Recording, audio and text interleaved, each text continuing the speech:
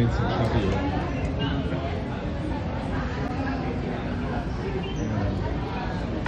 Elle promène un chariot dans l'aéroport pour porter sa toile de tente. C'est fantastique.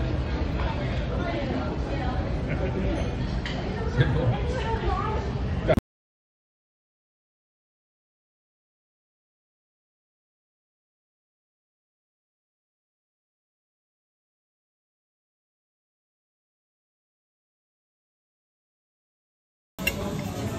If you go to Palawan, try Kinilaw. So good. That's their specialty there. Very good. Plain. This is my vlog. Hello po. Okay.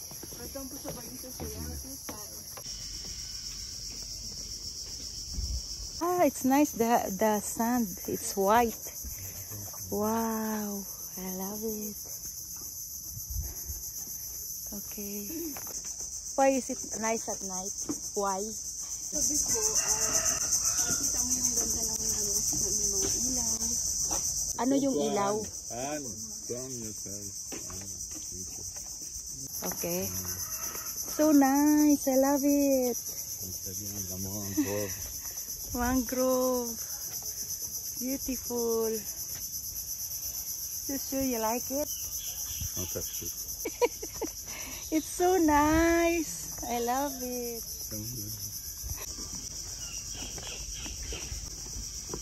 We will see the crab, Susu. May mga nakikita tayong crab na lumalabas. So nice.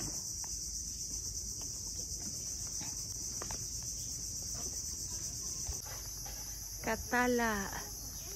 Look, si Julie. Si Kuya, may dalang pinggan.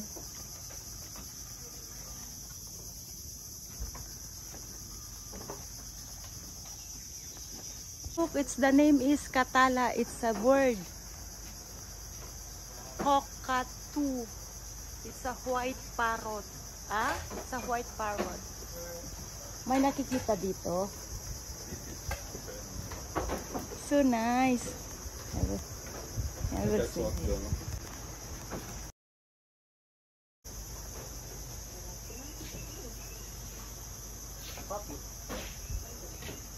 Nice chair.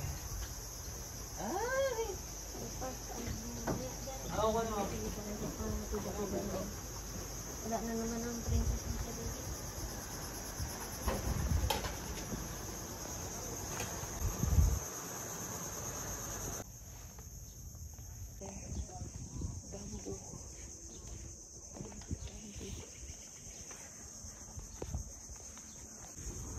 Ang ganda.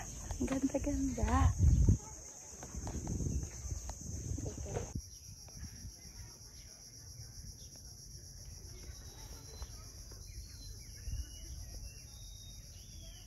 So nice.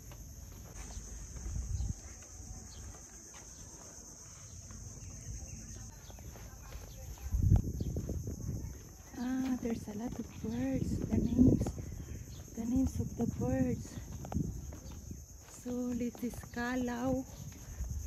This is how Kalaw looks like. Rufous hornbill. That's the hornbill. Kalaw. And this is Maya. It's the national bird of the Philippines before. Ah, sparrow. It's Maya. And it's written, as you enjoy our beautiful beach, please remember to secure your items. The restaurant cannot take responsibility for any balloons that may accidentally drop into the sea. Let's keep our environment clean and safe. And this is Tutulyao. Ah, black-naped oriole. And of course, this is uwak. Ang ganda.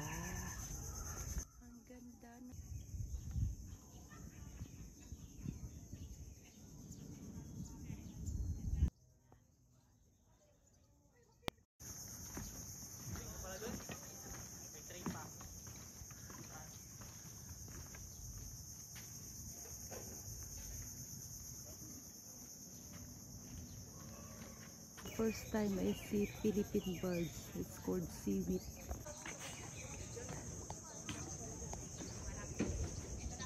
This is batu-batu or ring-neck dove. It has a ring on its neck. The bangka over there.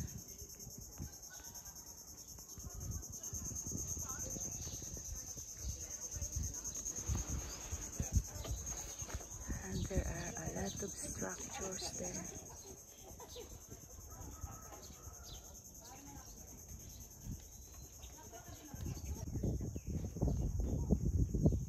Another one, taringting, kentish flower, and that is tapsuk, kingfisher. This a gok or wood owl, stamsi or yellow-billed sunbird. Iba-ibang birds dito. That's why this place is called Balinsasayaw, because it composed of plenty birds. And Balinsasayaw is, I don't know the name, I forgot. English? Okay. And this is their lavabo. It's called Mina. Ayan ang tsura niya. It has yellow here. Mole. Philippine turtle dove. Yan. This is tagak or the heron. It's white. I think there's a lot of seashells here on this area, on this down here. Green or the Philippine eagle. Ayan. Is the wawa or the pink-bellied imperial pigeon. It has black head.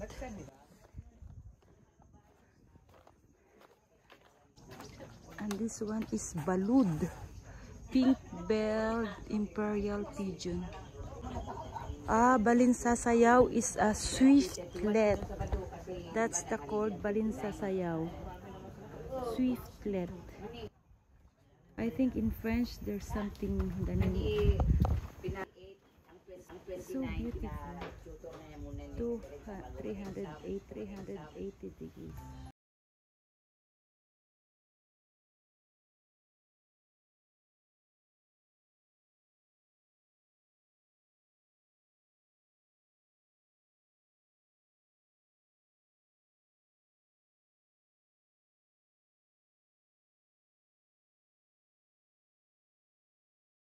Already told all the Philippine birds except that bird here, and there's a foreigner bird here. Its name is hard-head bird. It's a foreign bird, a Swiss bird. It's a caban with boats underneath. It's beautiful. There's a port there. This is the price of their menu. That's their vision. Yeah, it's nice, huh? Very nice view. The Balinsasayaw, it's their vision, and there's their mission. A corporation that brings glory to God, positive impact in the community, and mission is to establish Puerto Princesa Balinsasayaw Seaside as a corporation that takes opportunity to minister to guests through excellent service and delicious food, equip our employees with tools on how to live an abundant and satisfying life.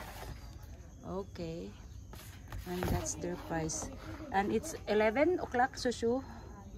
So it's still 11, and I will just drink, I will just eat buko halo-halo. And then is their menu. So if you want to eat here, that's their price. You can just scroll, you can see, and that's their address. Okay, that's the view.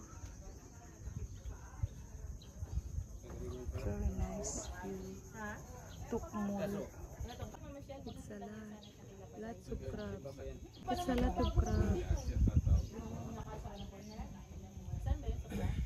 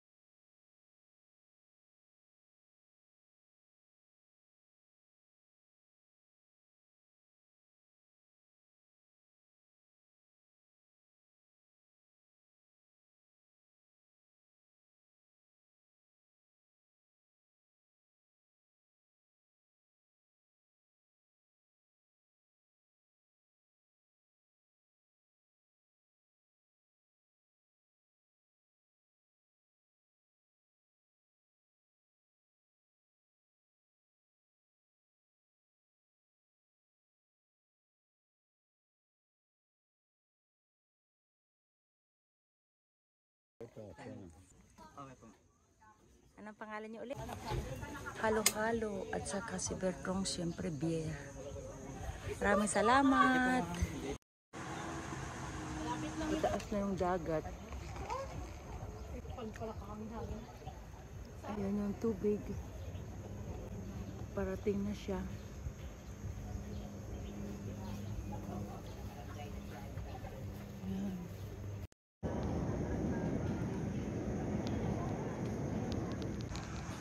C'est Cebu Pacifique. C'est Cebu Pacifique. L'avion.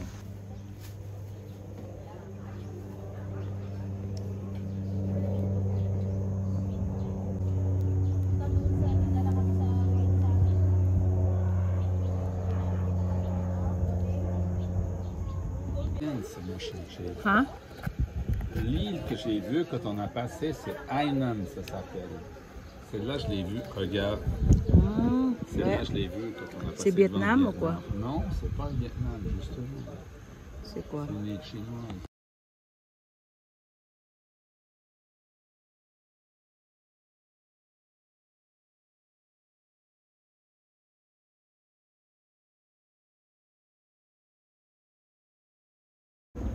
Philippine Airlines.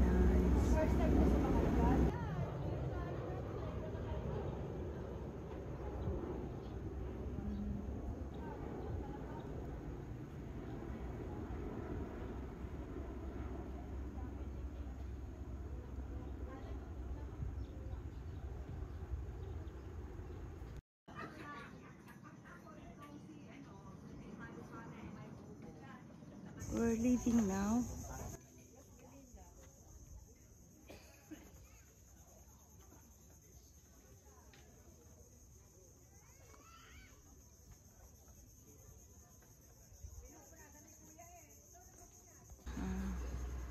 Ayan, tumaas na yung dagat.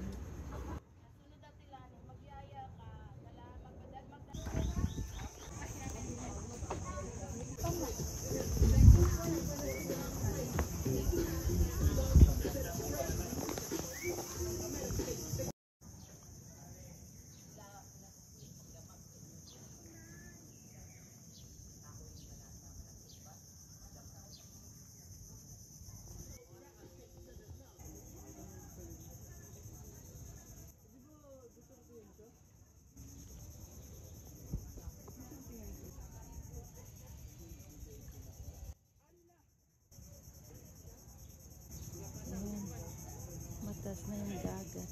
Naglabasan na yung mga fish. Andito rin sila, ang daming fish. A lot of fishes. A lot of fish.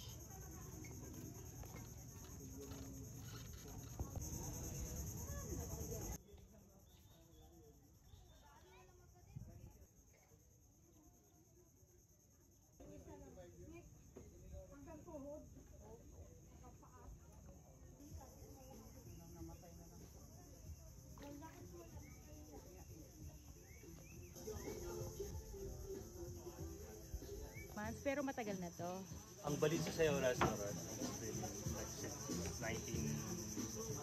early 2000 po. Tapos, Then established na rin po ng mga auntie ko yung restaurant. Meron na po sa Coron, sa Silang, sa Leytay, Cebu. sa Silang. Silang Tagaytay. Cavite po. Pero Balitsa kayo, Alin po? taga saan kayo Ako, talaga? from Manila po. Ano pong pangalan niyo? Dalian po, fresh. Dilian. And then nakapunta kayo dito? Ay, ano Dito kayo? po since the wife po. Yung family ng wife ko rin. So my wife's side, they're also Palawan. Pero most of our life, Saan sa ano? Sa Palawan? tapos Palawan po side. Yung wife. Saan Yung sa wife. Palawan? Dito po, part of it. Pardon. Actually, mga taga-Coron sila talaga. Coron. And then they moved here. Apo, then dito na sila. Then dito na rin ang family nila. And then this is one of their newest restaurants. Dito sa Puerto Princesa. It's very nice. Good concept. Oo. It's good at nakuha niyo yung place. Well, yung place, kakamag-anak din po sila ng mga Pinoy at kahit mga pinsan din. Good. Might as well we have to come up with something different and interesting. Kaya, Ano pangalan niyo ulit? Chris po. Chris Delion? Kaya kailangan natin something Puerto Oo, Princesa. very nice. Good idea.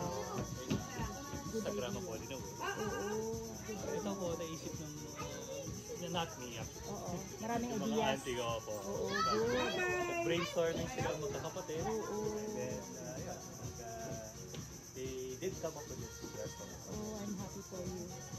But still young restaurant. Yeah, but it's Still a lot of nice. improvement.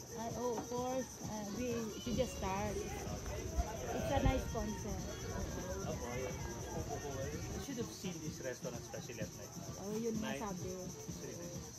Tinignan ko nga yung vision at saka mission. Opo. It's nice. It's nice idea. Ilang araw po kayo dito sa... Dito sa Puerto, siguro hanggang bukas or the other day pa. Tapos Port Barton. And after Port Barton and dito po? And then, And then Port Barton, we go back. Sa Manila. Ba? Go back in Manila. So after Port Barton? Uwi na kami. Oo. Mag-stay pa siguro kami Hello. one night dito. Wait, so I'm interviewing. Pero ma'am, now I've seen the tourists in Port Barton. You know the problem in Port Barton now? Ang problema talaga, dami po ng turista. Yeah. Wala akong matuluyan ng turista. Yun na nga. That's why they told me. Wala akong matuluyan ng mga turista. Yeah. Once I have friends, we invited them over. Went there. Oo. Talagang, we were forced to come back sa Puerto Princesa. Yan Kasi ang wala akong sabi. matulugan. That's Sa what Port he Barton. said. Pero Oo, if you guys yeah. are thinking, in a way, start up a business there, having a guest house or hotel, Oo. Nasa bundok siya, pero may view siya sa sa dagat. sa dagat. So it's 1 kilometer away from the beach. But then I said maganda yung lugar. I like it. Po talaga. Meron naman po talaga.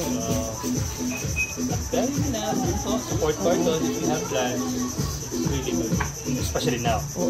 Sabi nga, tourism, it's very good to come. yeah. Ngayon sa El Nido, grabe na po sa El Nido. Oo. Talagang dito lang kasi may mga Airbnb ako pinapano sa El Nido. Yeah. Hindi na ako nababakati sa friend ko. Hindi na ako nababakati yung mga pinagpumuha nila ng mga hostel lang naman dito. 5 rooms, 6 rooms, 3 beds. Lahat ng araw-araw po yun. Wala na akong patulungan ng mga ibang either yung iba, hindi na ako sa El Nido nag-stay. Punta na po sa Lapsan, Side. Ay, but it's also nice. I love Still that. part of it talaga. Pero El Nido side, medyo kinakapos na rin po sila sa mga Ay, talagang ang dami na, no? Naguboom. aside from the sa ano po, napakamahal pa rin po sa El Nido. Ay, mahal. Accommodation. Mas mahal. live. This time of the year, starting last November 5, it's getting busier and busier. Hindi na talaga mahal ng puerto. Turista. Hindi na ma-accommodate. At saka, oo, we have to spread na din. Ano? Kaya hopefully it continues. Yeah, it's a good thing. Shusho, he's the owner of the... No, hindi ako. Hindi pala, a part of the owner. Concept, Family business. it's a family business. So, how does it go? Sa restaurant po na to. Ayun. So, corporation na rin po. Yeah. My aunt has like 8-10 of restaurants na rin po. Mga requirements po sa certain quota for you to be sa corporate. You will apply for the license deposit. License deposit. Maski ako. Right? Hindi po. Ano na po yun? Maipos yung home, right? So, fine. So, anything ano mo sa I have to study pala. Oo. Pero kung mga single Property. hindi mo kailangan. Okay lang. Okay. Kasi sa aunt ko po kasi, she owns like 10 restaurants. Okay. Kaya corporation na talaga siya. Kasi iba na mo bayaran ng tax niya. Yeah. Mga ganun po. So they have to apply. Oo. Ang ano niya. So BIR. Oo. It's nice. I like the area. Tinanong. Sorry po. Dito may ano din diyan yung mga hotel. Ano ba yan? Ito po yung Princesa Garden Hotel. Oo. One of the 5-star restaurants. 5-star siya. In Puerto Rico. Pero matagal na yan. Oo, kasi parang nasisira na yung ano doon, banda. Structure na dyan. Oo, may ano na. Pero matitibay naman po yun. Oo. Yan po yung nakikita niya yung mga water villas na yun. Oo. But they have the main hotel. Oo. Side na yun. Oo. We have a nice pool. Dinay sa nice pool. Okay. Part of it. Ganda lang po. Ay, may ano ba yan yung tumutunog na insekto. Yung nakalimutan ko ng pangalan niya. Minsan, ano yung tumutunog na kung insekto niya? Yung tumutunog na insekto niya. Hindi yung parang siyang puti na hindi, parang siyang brown.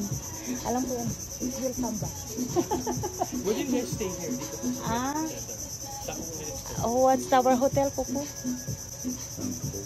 Centro. Hotel Centro. Are you guys doing anything this evening? Like planning dinner? Hindi, kasi may meeting ako. Hanggang alas 9 yata ng gabi. Oo. Online. Kasi there is one place we do have another property kasi like 30 kilometers per hour. We call it Kito-Kito, Firefly Watching. Okay. Kito-Kito. Yun po. This is nice. Meron din po kami doon. We serve dinner din po doon sa Firefly Watching namin. Pick up at your hotel. Kito-Kito. I have dinner and then you do the Firefly Watching. Oh, that's nice. You have to go through a boat. I through boat. Sa Puerto Bangka, then you have to go through the mangroves po kasi makita mo yung mga fireflies. Hindi ba yun yung project ni Gina Lopez? Hindi? Something iba naman yun. Parang narinig ko kasi yung yung Ganda po. Okay, bigyan mo ako ng address niya. Kung mayroon ka, address niya para just if not today, some other days. Bigyan niyo ako ng address. Okay, sabihin niyo sa akin. It's nice. Okay po. One of the touristic things. Especially at night. Yun. Okay. Sa inyo, yun. Sa corporation. Sa corporation. Sa Tiyahin. It's good. It's good. Saan kayo sa Manila?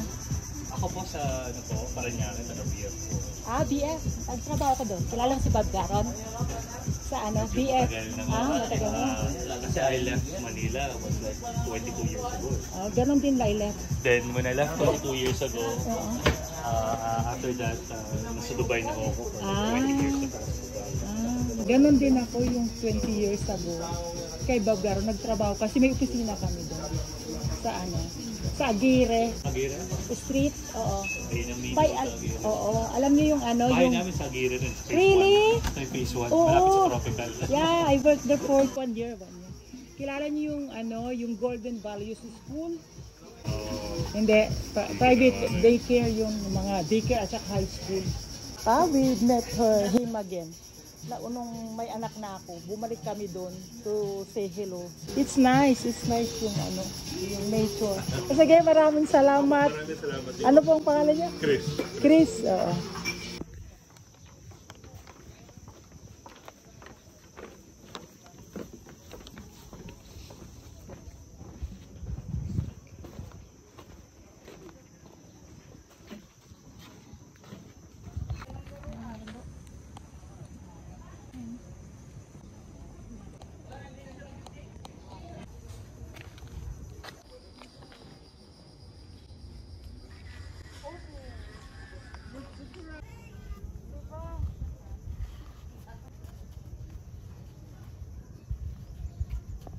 Dear. Hello, dyan kami.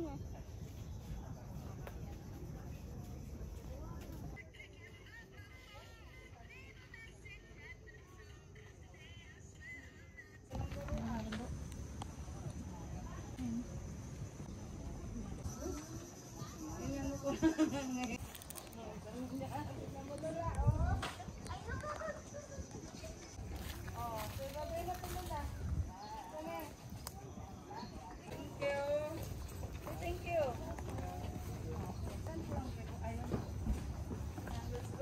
Mauna na po kami. Thank you po. Para lang.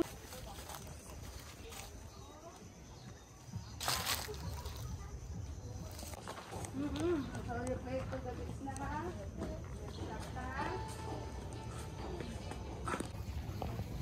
Wow, okay, na ha.